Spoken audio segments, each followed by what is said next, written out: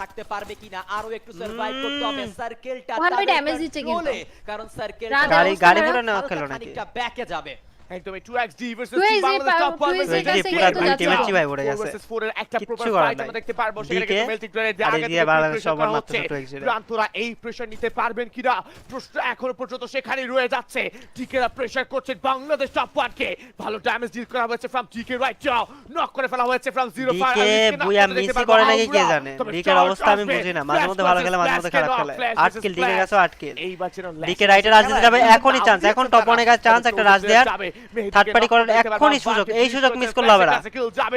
এই সাইড থেকে ডিকের সবার HP কিন্তু কম, নক হয়ে যাবে, নোহানকে নক করেছে, ভাই। শেষ করছে আর বল লাস্ট জোনে। এটা একটা চান্স, এটা একটা চান্স লাস্টটা করার জন্য সবার HP কম। তাদের কাছে যেতে পারে, স্প্ল্যাশের অবস্থা ভালো নয়, Please, এবার গেছে। Top 1 Radhe down। দিকে রাইট নাও।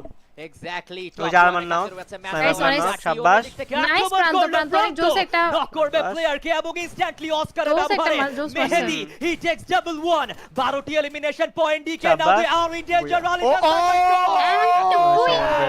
বুয়া বুয়া বুয়া from the side of Bangladesh top 1 back to Bangladesh back top 1 booyah। Back to back আজকে দুইটা এই দল বুইয়া নিয়ে নিছে আজকে। টপ 1 কল এভাবে করে ফেলছে আজকে, হোয়াট আ বুইয়া, দুই ম্যাচে কে যেন 60 পয়েন্ট হয়ে গেছে বুইয়া। কাইন্ডা হিসাব করলে, মানে 50 প্লাস।